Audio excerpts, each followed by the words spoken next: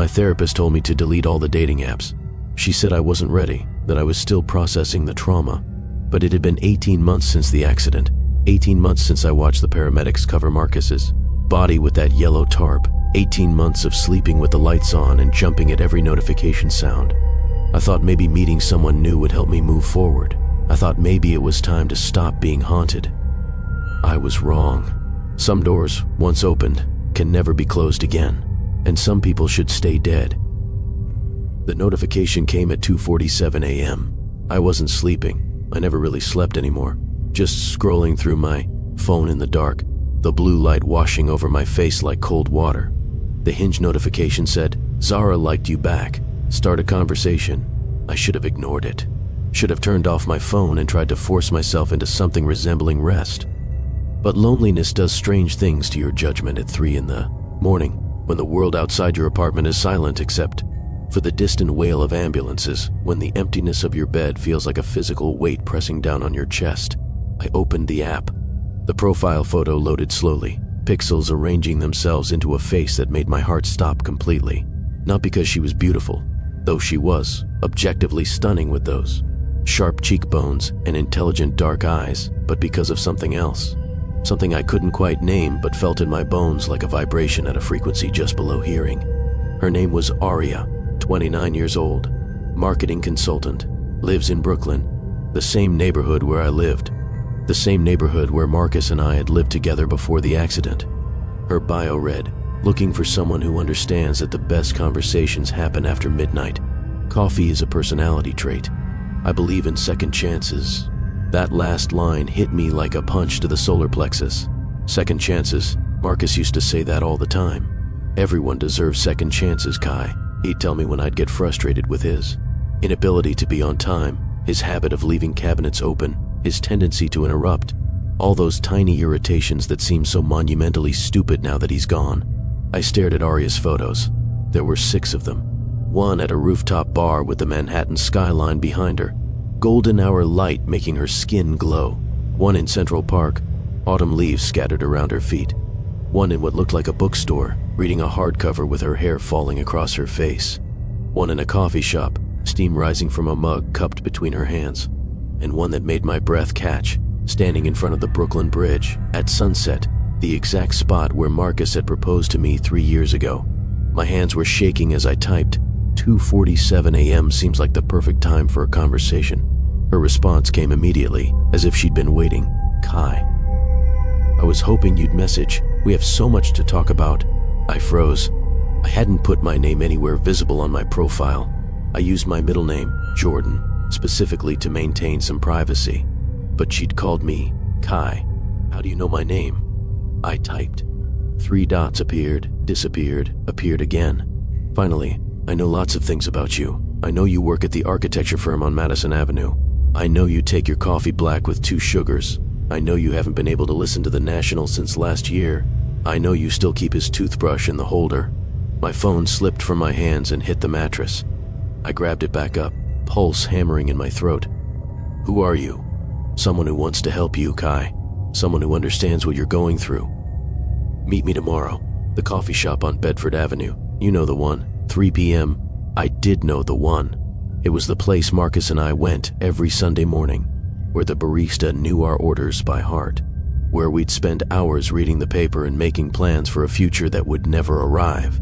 "I'm not meeting you," I typed. "This is insane." "How do you know these things?" "Because I've been watching you, Kai. Because I care about you. Because you need closure and I can give it to you. 3 p.m. I'll be wearing red." Then before I could respond, she sent one more message.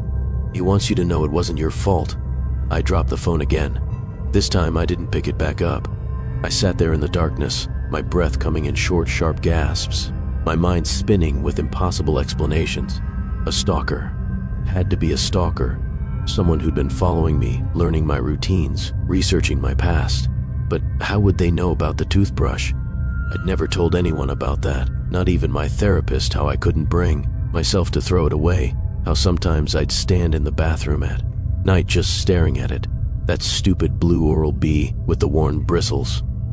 The last thing he'd touched before walking out the door that morning.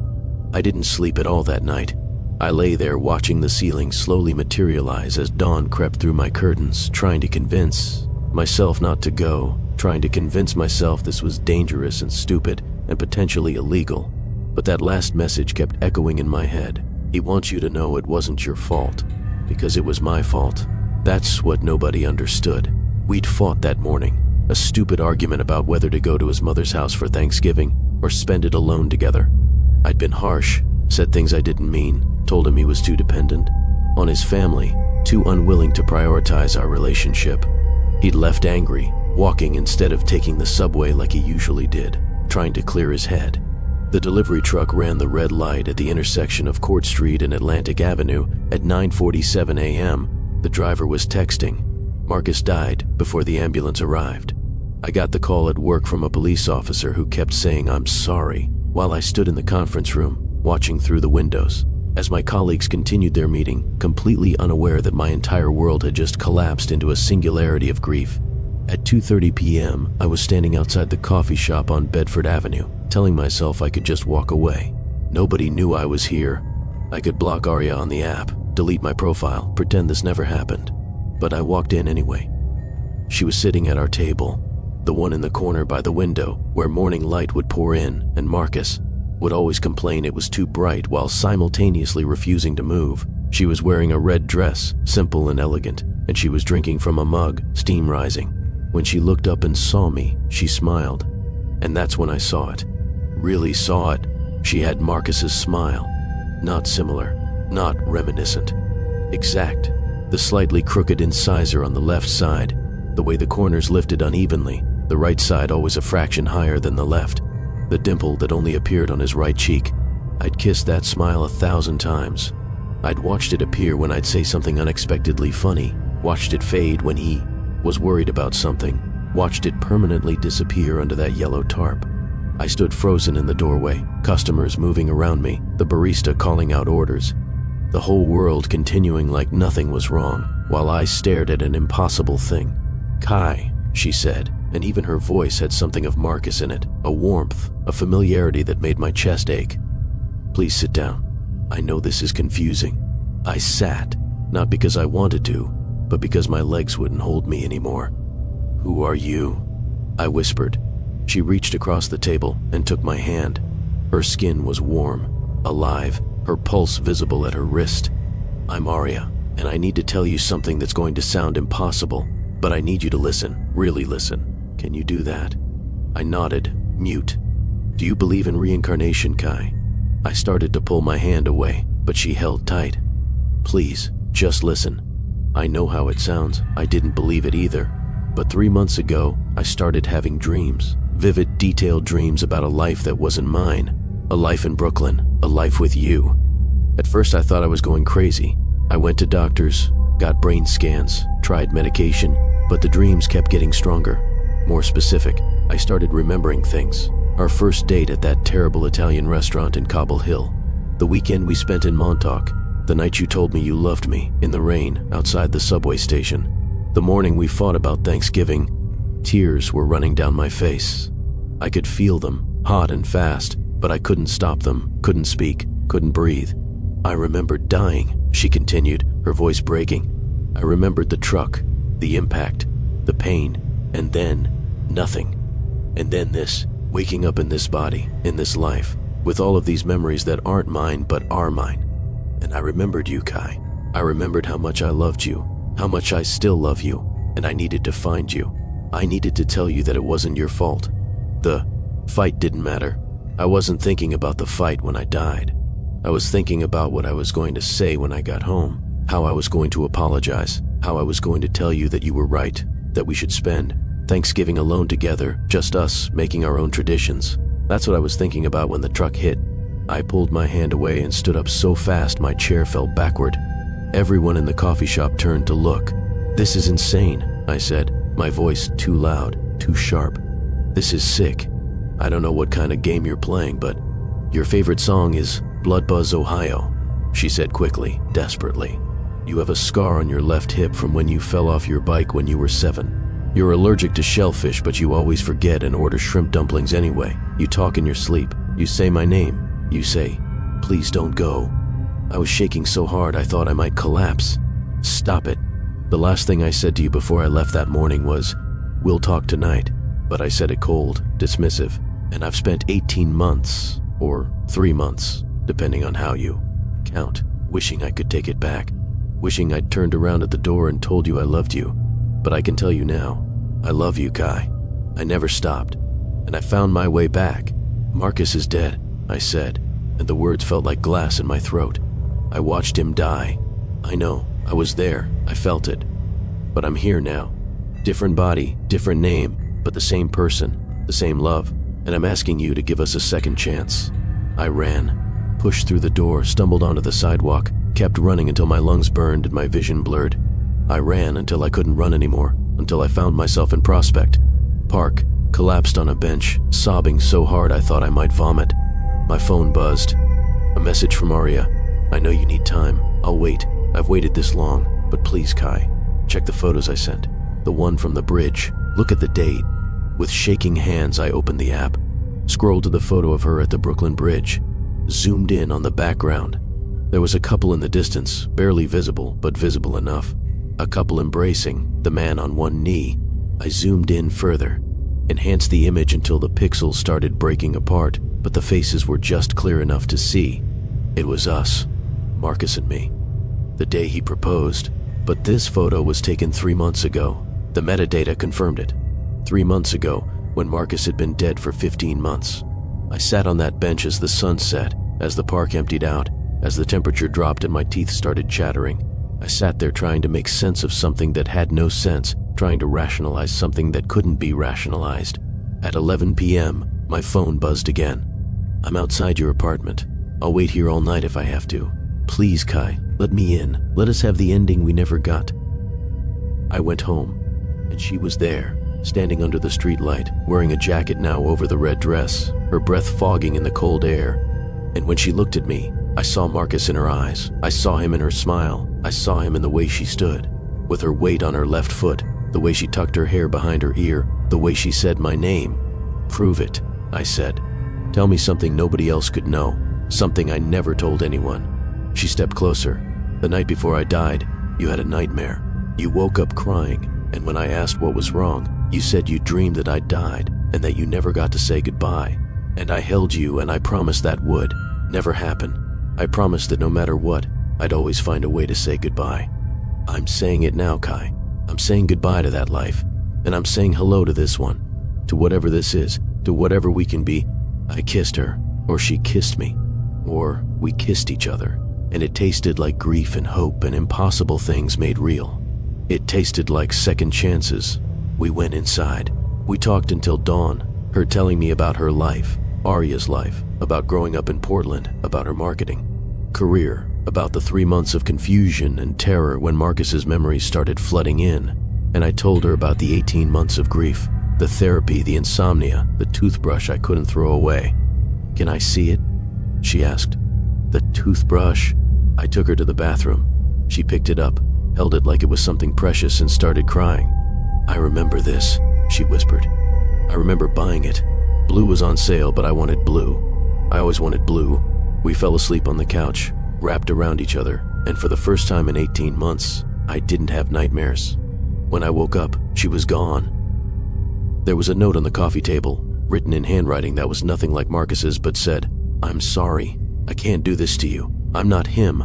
I'm her, Aria. With his memories but her life, her body, her future. You deserve someone whole, not this fractured thing I've become. You deserve to move on, to heal, to love someone who isn't a ghost, wearing a stranger's face. What we had was beautiful. What we could have is built on something impossible, something that will only hurt us both. I'm letting you go, Kai. Really letting you go this time. Please do the same for me. Find someone real, live your life, be happy. That's what I want for you. That's what he would have wanted too. Goodbye." I read it 17 times. Then I grabbed my phone and called her number. It went straight to voicemail. I checked the app. She deleted her profile. I tried to find her. Searched for Aria on every social media platform. Looked up marketing consultants in Brooklyn. Spent hours scrolling through faces that weren't hers. But she disappeared as suddenly as she'd appeared. leaving me with nothing but questions and a grief that had somehow doubled, as if I'd lost Marcus all over again. My therapist says it was a delusion, grief-induced psychosis, a manifestation of my need for closure. The photo from the bridge? Probably a coincidence, a similar-looking couple. My mind filling in the details it wanted to see. The personal details she knew, easily researched by a skilled catfish, someone who'd found Marcus's obituary. My social media pieced together enough information to manipulate me. But I have the note, and the handwriting isn't Marcus's, but there's something about the way the K in Kai loops, the way the periods are just slightly too heavy, that makes my chest ache with recognition. And sometimes, at 2:47 a.m., when I can't sleep, when the world is dark and silent, I get notifications from accounts that don't exist, messages that disappear when I try to read them, words that sound like Marcus's voice in my head. I love you. I never stopped. I'm still here. Maybe I'm crazy. Maybe my therapist is right. Maybe grief has permanently broken something in my brain that can never be fixed. Or maybe some loves are strong enough to transcend death, to find new bodies, new lives, new chances. Either way, I kept the toothbrush, and I sleep a little better now, knowing that somewhere out there, in whatever form, in whatever impossible way, he kept his promise. He found a way to say goodbye. The message from Samantha came through at 11:34 p.m. on a Friday, 3 years and 4 months after I'd watched them lower her casket into the ground. Hey stranger, long time no talk. Coffee tomorrow?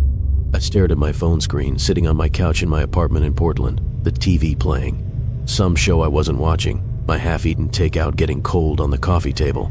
I read the message again, and again, and again. My name is River Coleman.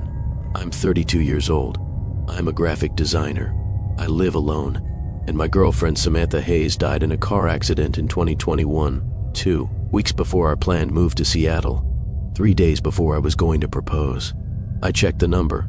It was her number, the one I'd never been able to delete from my contacts, the one I'd occasionally drunk text at 2 a.m. before immediately, regretting it, sending messages into the void that never got delivered because the account had been deactivated. But this message hadn't come from a deactivated account. This message showed delivered, showed read receipts enabled, showed Samantha Hayes at the top with her contact photo, the one I'd taken of her at Cannon Beach, wind in her hair, sunset behind her, smiling like she owned the world. I called the number. It rang twice, then went to voicemail. Samantha's voice, bright and cheerful. Hey, it's Sam. Leave a message and I'll call you back.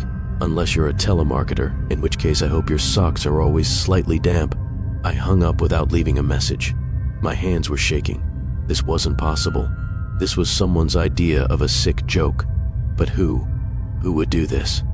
Who even knew about Samantha anymore? I'd moved to Portland specifically to get away from everything in Seattle, from all the memories, from her family. Who blamed me for letting her drive that night, from the apartment we'd shared, from the life we'd planned? Another message came through. I know this is weird. I know you probably think you're losing it. Meet me anyway? Same place we had our first date. Noon. I have so much to tell you. Our first date. The cafe on Hawthorne. But that was in Portland. Samantha had never been to Portland.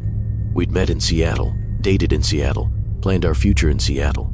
She'd never set foot in this city, unless whoever was doing this had done their research. But why? What would be the point? I spent the entire night awake, alternating between rage and hope and terror. I tried to reverse search the number. It was legitimately registered to Samantha Hayes, renewed just 3 months ago. I checked Facebook, Instagram, Twitter. Her accounts were still memorialized, still frozen on the day she died, still showing the last post she'd ever made, a photo of us together at Pike Place Market, caption reading, "Life is good. Life is really, really good." At 11:45 a.m., I was standing outside the cafe on Hawthorne, telling myself I was an idiot, telling myself this was how people ended up on true crime podcasts, telling myself to turn around and go home. But I went in. She was sitting at a corner table, and my heart stopped. It wasn't Samantha. Not exactly. This woman was younger, maybe 25, with darker hair cut short, different style, different mannerisms. But there was something in her face, something in the way she held her coffee cup with both hands, something in the tilt of her head when she saw me that was so fundamentally impossibly Samantha that I felt like I was drowning.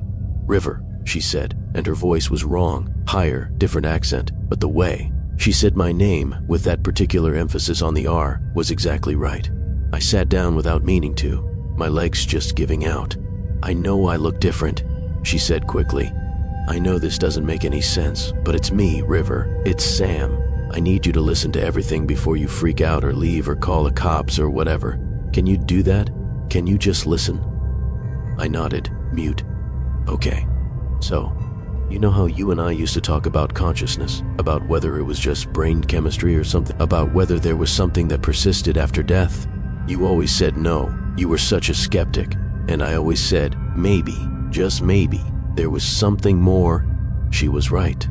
We'd had that conversation dozens of times, usually late at night, usually slightly high, getting philosophical about death and meaning in existence. "I was wrong," she continued. "And you were wrong. The truth is weirder than either of us imagined.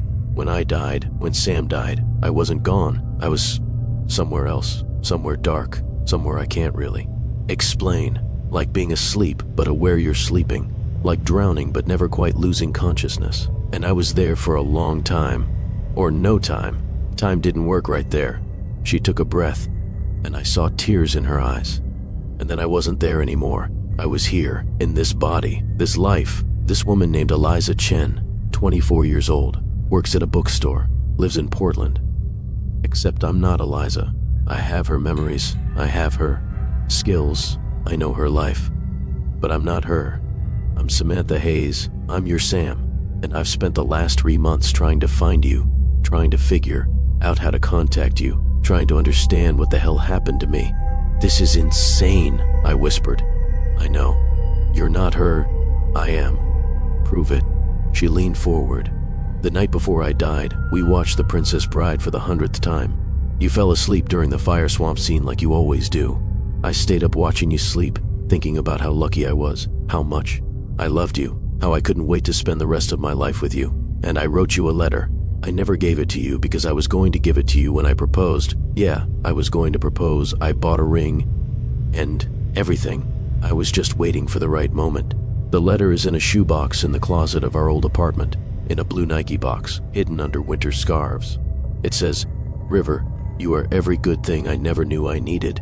You are home. You are my favorite person. You are the reason I believe in magic. Marry me. Spend forever with me. Let's be weird and wonderful together until we're old and gray and still watching The Princess Bride on repeat.'" I was crying, full-on sobbing in the middle of this cafe while strangers pretended not to stare. Because that letter existed. I knew it existed. Her mother had given me the shoebox 3 months after the funeral, said she'd found it while cleaning out the apartment. I'd read that letter once and then never again because it hurt too much. Because it was too perfect. Because I'd lost my chance at forever. "How do you know about that?" I demanded. Her mother must have told someone, or posted it online, or... "The ring," she said. "I bought it at that antique store in Pioneer Square, the one with the creepy owner who insisted on telling us the history of every single piece. White gold band, 3 small diamonds. I had it engraved. Inside it says, 'My weirdo, my wonderful.'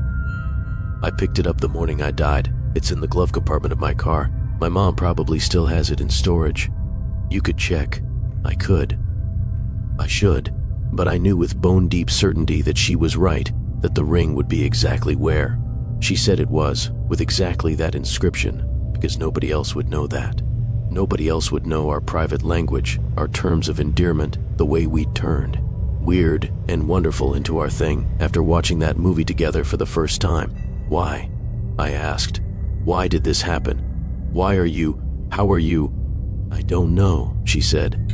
I've been trying to figure it out, researching reincarnation, walk-ins, consciousness transfer, quantum immortality, every weird theory I can find. Nothing explains it.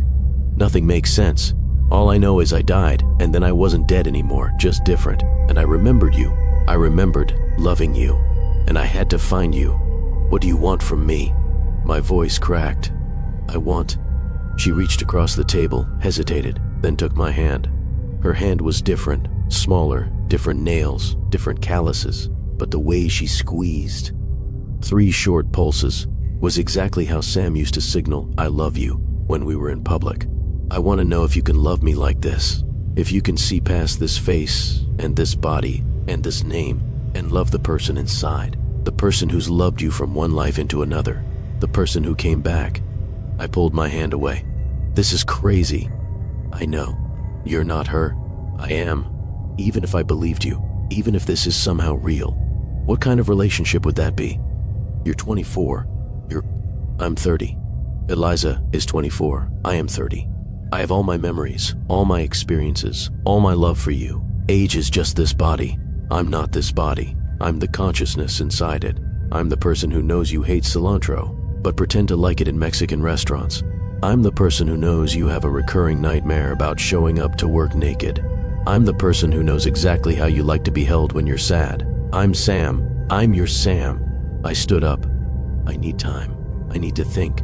This is too much. Okay, she said quietly. I understand. But River, check the glove compartment, verify the ring, and then decide. I'll wait. I've waited 3 years. I can wait a little longer. I left without looking back, drove straight to my storage unit where I'd kept Sam's belongings, the things her family didn't want, the things I couldn't bear to throw away. Found the shoebox, found the letter, read it again, and felt like I was being torn apart. Then I called Sam's mother. River? She sounded surprised. We hadn't spoken in over a year. Is everything okay? Sam's car, I said. Do you still have it? In storage, yes. Why? The glove compartment. Can you check what's in it? A long pause. That's a strange request. Please. I need to know.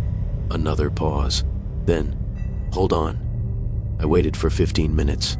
Sat in my car outside the storage unit, holding the letter, wondering if I'd completely lost my mind.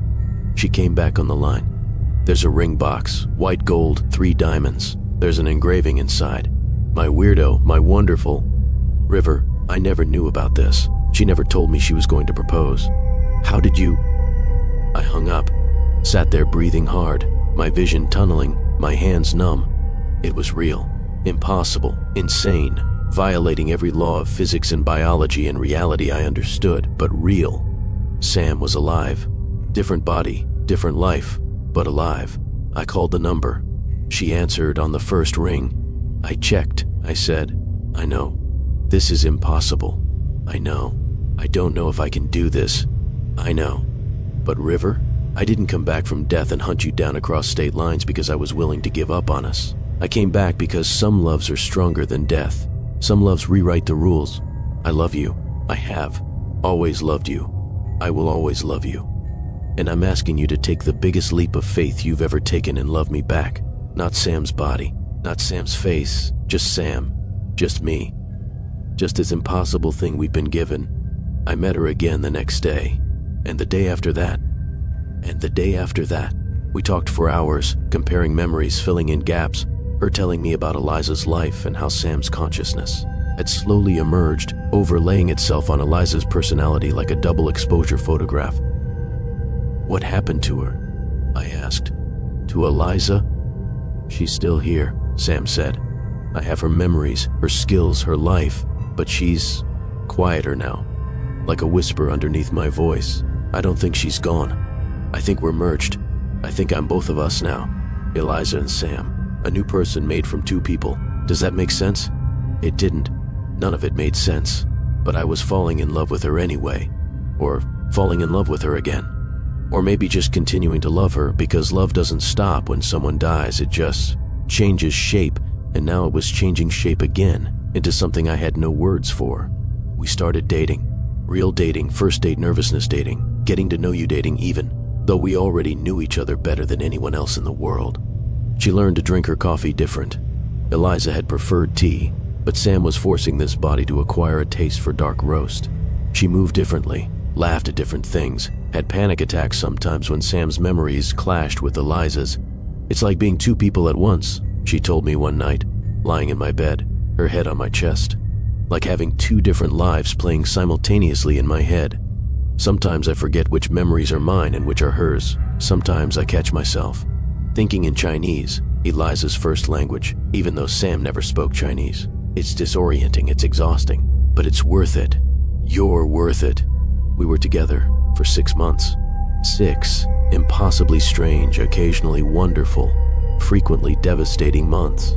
We fought sometimes about whether she was really Sam or just someone who thought they were Sam, someone who'd somehow absorbed Sam's memories through some unknown process.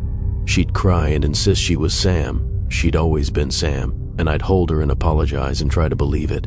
But late at night, when she was asleep, I'd watch her face and see a stranger.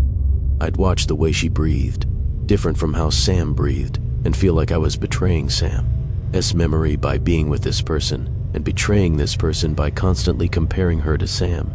And then one morning I woke up and she was gone. No note this time, just gone. Blocked me on everything. Her apartment empty, her job quit, no forwarding address, like she'd never existed. I spent months trying to find her. Hired a private investigator who found nothing.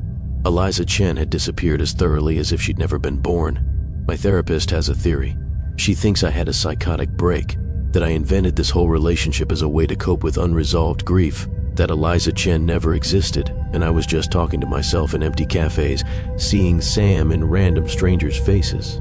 But I have photos on my phone, selfies of us together, her face pressed against mine, smiling. Proof that she existed, proof that she was real. Except when I look at the photos now, her face is blurred. Like bad focus, like camera shake, like reality itself refusing to commit to preserving her image. I can see myself clearly in every photo, but where she should be is just a smudge of color, a suggestion of a person, nothing concrete. Maybe my therapist is right. Maybe I invented her. Maybe grief broke my brain so completely that I hallucinated a 6-month relationship with a reincarnated dead girlfriend, complete with fake photos and false memories. Or maybe Sam came back just long enough to say goodbye properly, to finish the conversation we never got to finish, to give us both closure. And then she left again, because you can't build a future on an impossible foundation, because some second chances are just meant to let you say the things you never got to say. I still have her number saved. Sometimes I call it. It always goes to voicemail. Samantha's voice, bright and cheerful. "Hey, it's Sam. Leave a message and I'll call you back." I never leave a message. But I listen to her voice, and I remember that once upon a time, in this life or another, in this body or another, she loved me. We loved each other. And maybe love like that doesn't need to make sense. Maybe it just needs to exist, in whatever form it can. I kept the ring, and I sleep a little better now, knowing that somewhere out there, in whatever impossible way, she kept her promise. She came back. She said goodbye, and maybe that's enough. The woman on my Tinder profile looked exactly like my ex-wife. Not similar, not reminiscent, exactly like Nadia. Same auburn hair, same green eyes, same small scar above her left eyebrow from a childhood bike accident. Same everything, except her name was Phoenix Moore, and she was 23 years old. Nadia had been 32 when she died. That was 5 years ago. My name is Atlas Gray. I'm 38. I'm a software engineer. I live in Austin, and I absolutely should not have swiped right on Phoenix Moore. But I did. We matched instantly. Her first message came through before I could even process what I'd done, Atlas. Finally. "I've been looking for you." I sat in my home office, the blue light from my dual monitors casting shadows across the walls, and stared at those words. Finally, like she'd been searching, like this was inevitable. "Do I know you?" I typed, my heart rate spiking, my mouth dry. "You do. You just don't remember yet. Meet me tonight, Zilker Park, the bench by the bridge, 9 p.m. Come alone." Every rational part of my brain screamed that this was dangerous, that this was how people ended up on missing persons posters. But something else, something deeper than rationality, pulled me toward this meeting like gravity. I arrived at 8:45 p.m. The park was mostly empty, just a few joggers finishing evening runs, a couple walking a dog in the distance. The bench by the bridge overlooked the creek, moonlight rippling across the water. I sat down and waited. She appeared at exactly 9 p.m., materializing from the tree line like she'd been waiting just out of sight. In person, the resemblance was even more striking. She moved like Nadia, had the same posture, the same way of tucking hair behind her ear. "You came," she said, sitting beside me. Not asking, stating. "Who are you really?" I asked. "I'm Phoenix Moore, 23. I work at a bookstore downtown. I grew up in San Antonio. I have an apartment on South Congress. And 3 months ago, I started remembering a life that wasn't mine. A life with you." My hands clenched into fists. If this is some kind of sick joke, it's not, she interrupted. And this isn't the first time, Atlas. That's what I need to tell you. That's why I've been looking for you. This has happened before, multiple times. We keep finding each other, we keep losing each other, and we keep starting over. What are you talking about? She pulled out her phone, opened a notes app, started reading. Nadia Volkov, died 2019, car accident, married to Atlas Gray 2015 to 2019. Before her, Iris Chen, died 2011, medical complications, dated. Atlas Gray 2009 to 2011. Before her, Marina Santos, died 2004, drowning, engaged to Atlas Gray 2002 to 2004. Before her, Kira Morrison, died 1998, house fire, high school sweetheart of Atlas Gray, 1995 to 1998. The world tilted. I gripped the edge of the bench to keep from falling. But I had. I'd been engaged before Nadia to a woman named Marina. We never talked about her death because it was too painful. And in high school, yes, there was Kira. The fire took her and her whole family on New Year's Eve, 1998. How do you know these things? I whispered. Because I remember them, all of them. I'm not just Phoenix with someone else's memories. I'm not just reincarnated. I'm all of them, Atlas. Every version, every life. Kira, Marina, Iris, Nadia, and now Phoenix. They're all inside me, all their memories, all their love for you, all their deaths, and I've started to see the pattern. What pattern? She turned to face me fully, and her eyes were haunted. We always meet, we always fall in love, and I always die. Usually within 2 to 4 years of meeting you. Different causes, different circumstances, but always death, always violent, sudden, tragic, and then I come back, different body, different name, different life, but the same consciousness, the same person who loves you, and I find you again, and we start over. We've been doing this for 30 years, Atlas. I stood up, backing away from her. That's insane. Is it? Think about your relationships, really think about them. Have you ever dated anyone who didn't look like us? Who didn't have auburn hair and green eyes? Who didn't move the same way, talk the same way, love you the same way? Have you noticed that every woman you've ever loved has been essentially the same woman? I had noticed. Of course I had noticed. My therapist had pointed it out after Nadia died, said I had a type, that I was stuck in a pattern of seeking the same relationship over and over, trying to recapture something from my youth. But I'd never connected the dots quite like this. You're saying you're cursed, I said. We're cursed. I'm saying something is very wrong with the universe where we exist. I'm saying that there's something about our connection that breaks the rules of life and death. And I'm saying that I've been researching, trying to find a way to break the cycle, and I think I finally understand what's happening, which is, she stood up, walked to the bridge railing, stared down at the water. You're killing me, Atlas. Not intentionally, not consciously, but there's something about you, something in your energy or your consciousness, or your soul, whatever you want to call it, that consumes mine. Every time we're together, every time we fall in love, you drain me, slowly at first, then faster as our connection deepens, until there's nothing left and I die.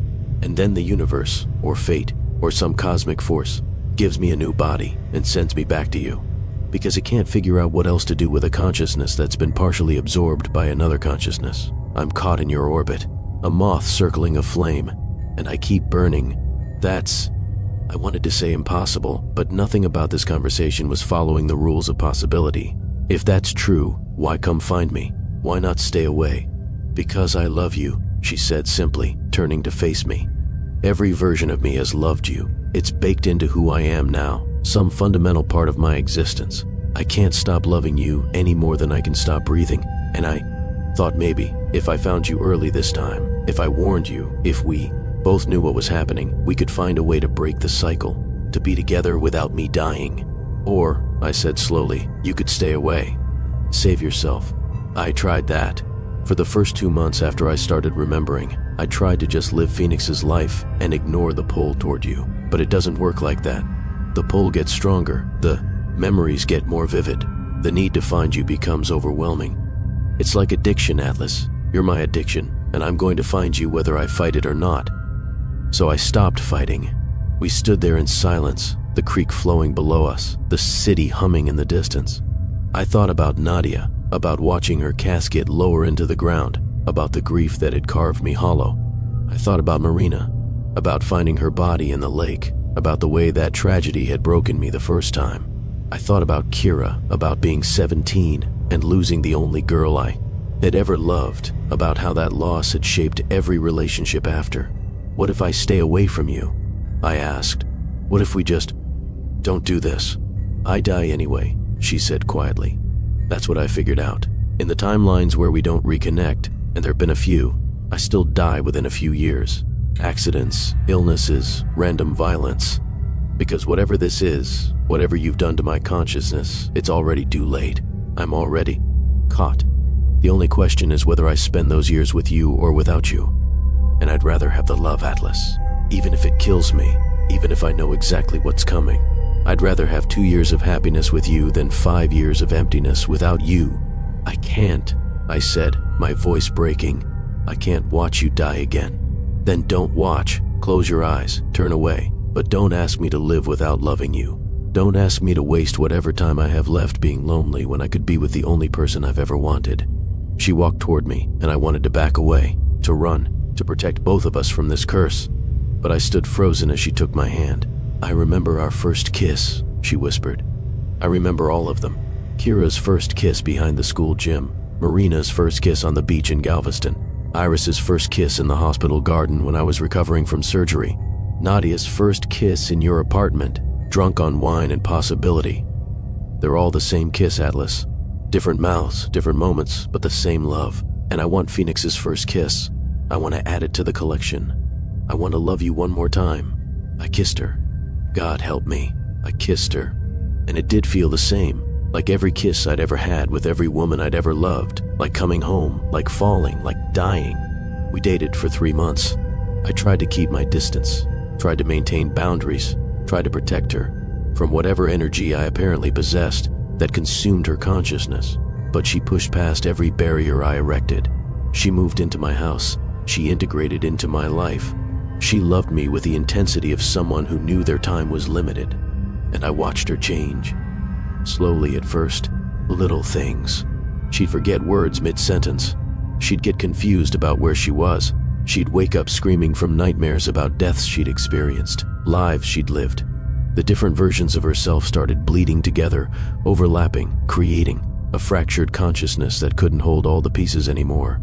It's happening faster this time, she told me one night, lying in bed, her hands trembling. Because I remember now, because I'm aware of all the versions. They're all trying to exist simultaneously, and it's tearing me apart. We'll find a doctor, I said desperately.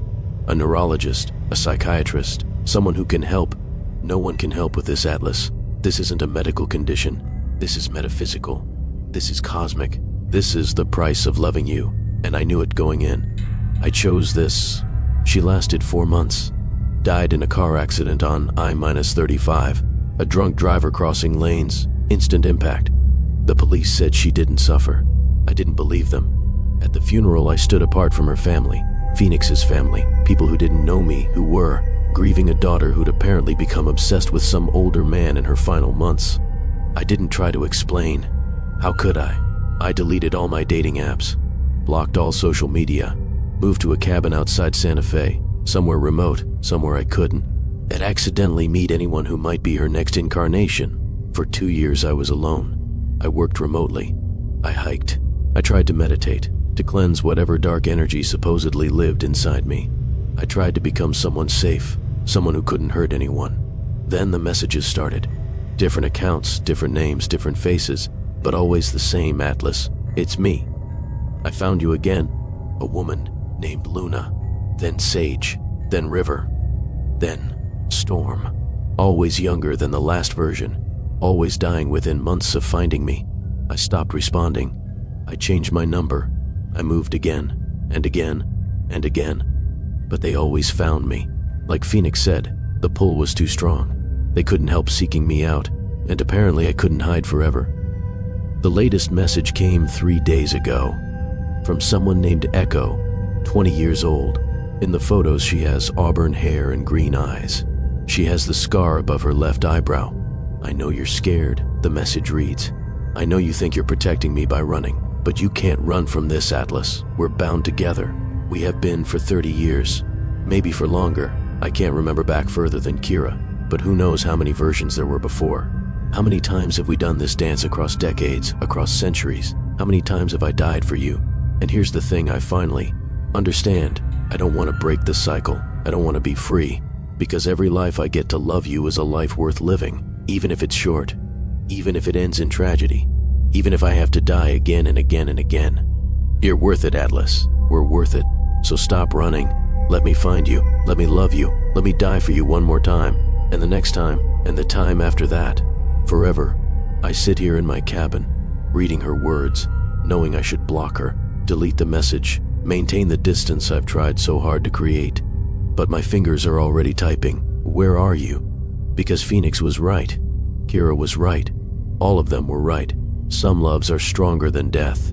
Some loves create patterns that can't be broken. Some loves are curses that feel like blessings, or blessings that feel like curses, and after long enough you stop being able to tell the difference. The message sends. 3 dots appear immediately, like she was waiting. "Santa Fe," she responds. "I've been here for a week, waiting for you to answer. I'm at the coffee shop on Canyon Road. Come meet me. Let's start again." I grab my keys. I head for the door. I know exactly how this ends. I've watched it end a dozen times. But knowing the ending doesn't make the story any less compelling. Knowing you're going to lose doesn't make you want to win any less. Some patterns exist to be repeated. Some lessons exist to never be learned. Some loves exist to destroy both people involved, and we rush toward them anyway, because destruction in love is better than safety alone. I'm driving to Canyon Road, to Echo, to whoever she'll be next, to whoever she'll be after that. I'm driving toward the same ending I've driven toward a dozen times before, and I'll do it again, and again, and again, forever.